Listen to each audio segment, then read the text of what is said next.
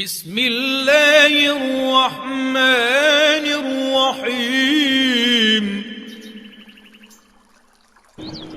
اللہ کے نام سے شروع جو نہایت مہربان رحم والا۔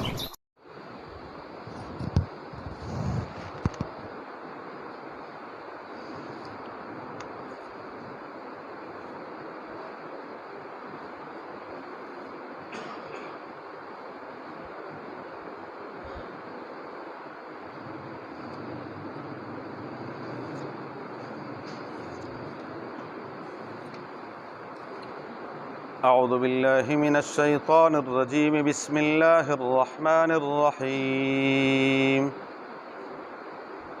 ود کثیر من اہل الکتاب لو یردونکم من بعد ایمانکم کفارا حسدا من عند انفسهم من بعد ما تبین لهم الحق فاعفوا واصفحوا حتى يأتي الله بأمره إن الله على كل شيء قدير۔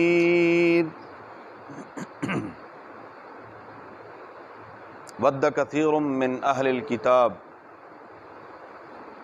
چاہتے ہیں بہت سارے اہل کتاب، لو یردونکم من بعد ایمانکم،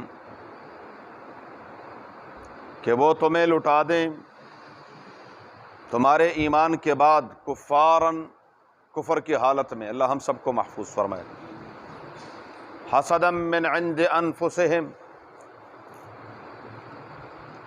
اپنے اندر کے حسد کی وجہ سے، من بعد ما تبین لهم الحق، بعد اس کے کہ ان کے لیے واضح ہو گیا حق، فاعفو، درگزر کریں، واصفحو، اور معاف کر دیں، حتی یأتی اللہ بامرہ، یہاں تک کہ اللہ تعالیٰ کا حکم آ جائے۔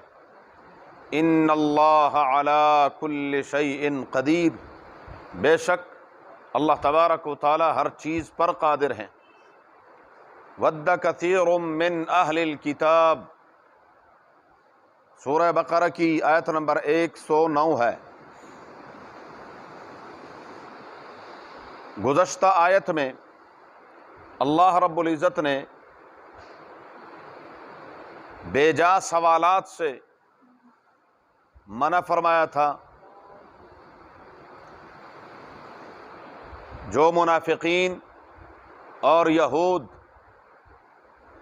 خود یا سادہ لوح مسلمانوں کو، صحابہ کرام کو مختلف سوالات سکھاتے تھے کہ جا کر اپنے پیغمبر صلی اللہ علیہ وآلہ وسلم سے یہ سوالات کرو۔ اس آیت میں اللہ تبارک و تعالی نے یہ واضح فرمایا ہے کہ اہل کتاب مسلمانوں کے بارے میں کیا چاہتے ہیں، ان کی چاہت کیا ہے۔ اہل کتاب یہود اور عیسائی، یہود اور عیسائیوں کی چاہت اہل ایمان کے متعلق کیا ہے، اور کہنا کسی مولوی کا نہیں، کسی کی کوئی تحقیق نہیں،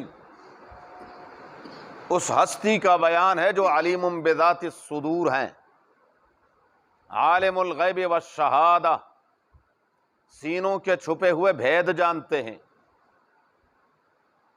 تو پروردگار عالم فرماتے ہیں ود کثیر من اہل الکتاب، اہل کتاب کی اکثریت کیا چاہتی ہے؟ لو یردونکم من بعد ایمانکم کفارا، کہ تم جو ایمان لائے ہو تمہارا ایمان کسی طریقے سے وہ چھین لے، کہ جب ہم، ان کا نظریہ یہ ہے کہ جب ہم خود راہ راست پر نہیں، یہ کیوں راہ راست پر ہیں؟ سورہ نساء میں آ جائے گا، اللہ تبارک و تعالیٰ فرماتے ہیں وَدُّوا لَوْ تَكْفُرُونَ كَمَا كَفَرُوا وہ چاہتے ہیں کہ تم بھی کفر کرو جیسے انہوں نے کفر کیا، فَتَكُونُونَ سَوَاءً، تو برابر ہو جاؤ۔ وہ کافر ہیں، انہوں نے اپنے مذہب کا بیڑا غرق کیا ہے، انہوں نے اپنے مذہب کو بگاڑا ہے اور اس پر عمل نہیں کیا۔ ان کے لیے سب سے بڑا مسئلہ مسلمانوں کا مسلمان ہونا ہے۔ ان کے لیے سب سے بڑی تکلیف دہ بات یہ ہے کہ مسلمان کٹر مسلمان کیوں ہے، یہ مسلمان ایک بنیاد پرست مسلمان کیوں ہے، ہماری طرح کیوں نہیں ہے جو جی میں آیا، ورنہ ان کو بھی پتا ہے، ان کے مذاہب میں بھی تو یہ چیزیں نہیں ہیں جو آج وہ کر رہے ہیں، عیسائیت میں یہ چیزیں نہیں جو عیسائی کر رہے ہیں، جو خرافات، جو بے حیائی، جو کچھ وہ کر رہے ہیں یہ ان کے مذہب کا حصہ نہیں ہے۔ تو وہ چاہتے ہیں کہ جیسے ہم بھٹک گئے ہیں، ہم تباہ و برباد ہو گئے ہیں، تو یہ کیوں رہیں، مسلمان کیوں رہیں۔ اب آپ دیکھ لیں، ان کو اس چیز کی فکر نہیں ہے کہ پاکستان کے اندر جو کالجز اور یونیورسٹیز ہیں وہ ترقی کیوں نہیں کر رہی۔ پاکستان کے کالجوں اور یونیورسٹیز سے اچھے اچھے ڈاکٹر، بہترین سائنسدان کیوں پیدا نہیں ہو رہے، اس چیز کی فکر نہیں ہے۔ فکر کس بات کی ہے؟ پاکستان کے مدارس سے اچھے علماء کیوں پیدا ہو رہے ہیں، ان مدارس کے اندر اچھی تعلیم کیوں ہے کہ پوری دنیا سے لوگ، پوری دنیا کے افراد کی نظریں ان علماء کے اوپر لگی ہوئی ہیں، ان علماء کے پاس آتے ہیں اپنے علمی پیاس بجھانے کے لیے، اور جو مدرسے کے اندر ہے اس کا ایمان پختہ ہے، ان کو یہ پختہ ایمان تکلیف دے رہا ہے کہ کسی طریقے سے یہ ایمان ڈواں ڈول ہو جائے، کسی طریقے سے یہ شک میں پڑ جائیں، اور جب شک میں پڑ جائیں گے، جب ان کا ایمان ڈواں ڈول ہو جائے گا، بس وہ کہتے ہیں ہمارا کام بن جائے گا، پھر ہم جو چاہیں گے کریں گے۔ تو قرآن کہتا ہے وَدَّ كَثِيرٌ مِّنْ أَهْلِ الْكِتَابِ، اہل کتاب میں نے عرض کیا کہ مراد سے عیسائی اور یہود، وہ کیا چاہتے ہیں؟ لَوْ يَرُدُّونَكُم مِّن بَعْدِ إِيمَانِكُمْ كُفَّارًا، اور قرآن کہتا ہے کثیرٌ، یہ نہیں دو چار آدمی ہیں انتہا پسند، نہیں، اکثریت یہی ہے، ذہن اور سوچ ان کی یہ ہے کہ دنیا میں کوئی مسلمان نہ رہے،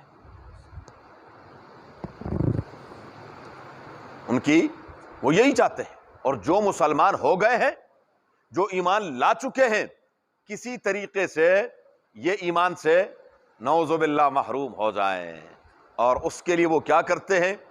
بس صرف ایک مثال عرض کر رہا ہوں۔ امیر شکیب ارسلان نے آج سے کوئی 100 یا 150 سال پہلے کتاب لکھی ہے، جس میں اس دور میں اب کتنی ترقی کر لی 100 سال کے اندر دنیا نے، اس وقت انہوں نے لکھا تھا کہ عیسائیوں نے اور یہودیوں نے اسلام کے خلاف 6 لاکھ کتابیں لکھی ہیں، 6 لاکھ اسلام اور محمد الرسول اللہ صلی اللہ علیہ وسلم کی توہین میں، کہ کسی طریقے سے مسلمان اسلام سے اور رسول اللہ مبارک کی ذات سے ہٹ جائیں، ان کے دل میں نعوذ باللہ شکوک اور شبہات پیدا ہو جائیں۔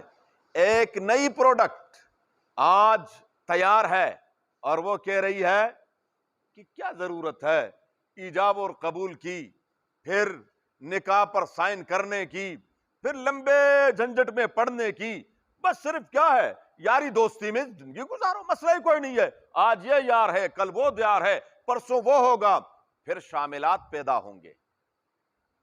جی ہاں، پھر یہ پتہ نہیں ہوگا یورپ میں نسل چلتی ہے کس سے؟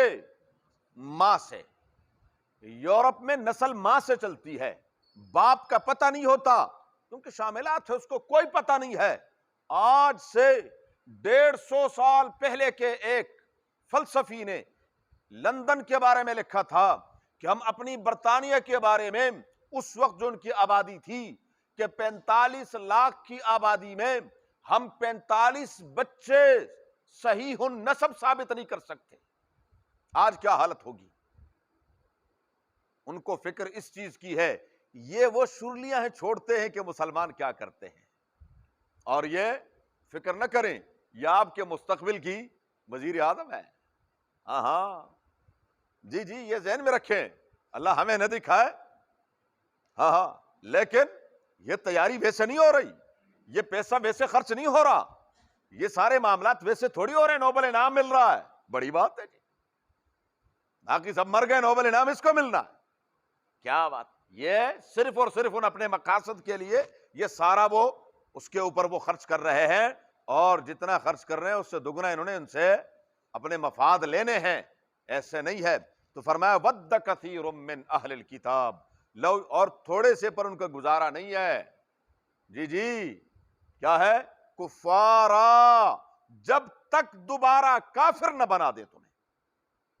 مقصد ان کا یہ ہے کہ تمہارے دل سے ایمان کی دولت کو چھین لیں، کیوں؟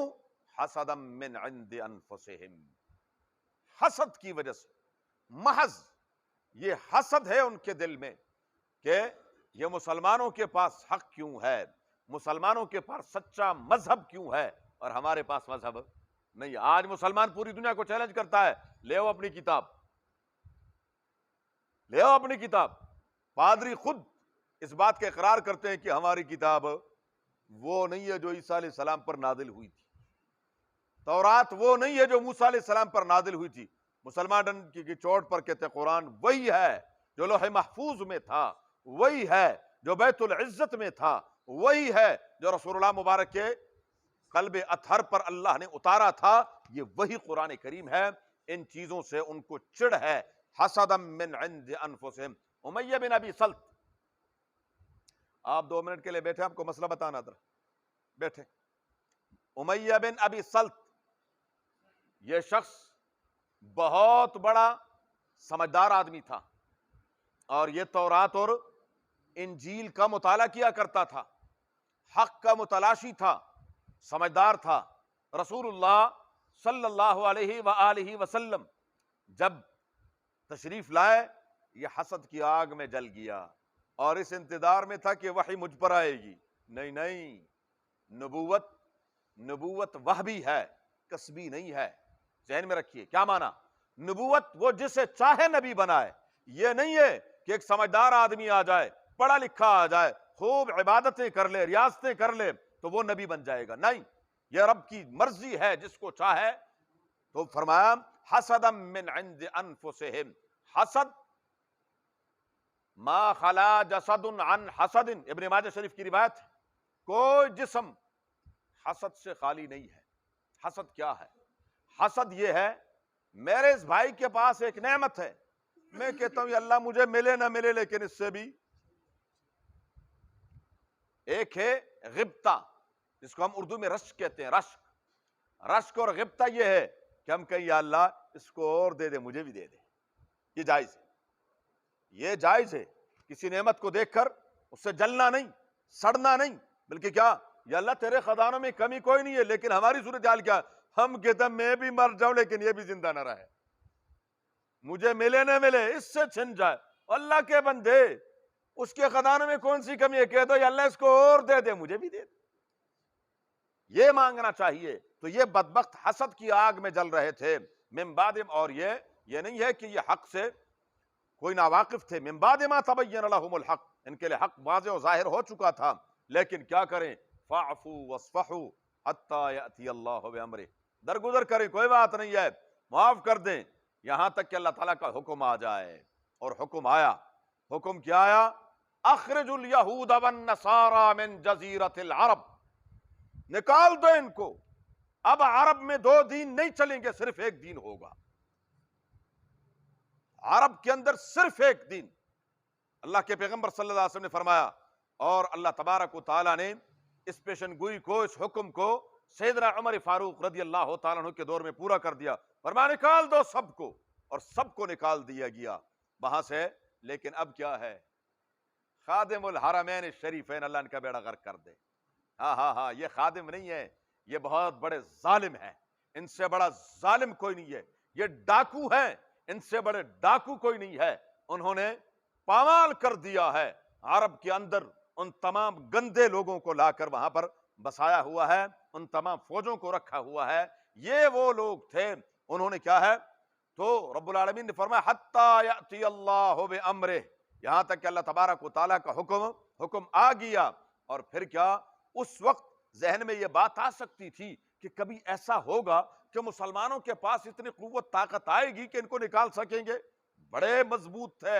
رب نے فرمایا ان اللہ علی کل شیء قدیر، اللہ تعالیٰ ہر چیز پر قادر ہے۔ کوئی سوچ سکتا تھا نہتے جن کے پاس کچھ نہیں ہے، افغانستان پوری دنیا کو طالبان افغانستان کیا کر دیں گے، شکست دے دیں گے، کوئی سوچ سکتا تھا؟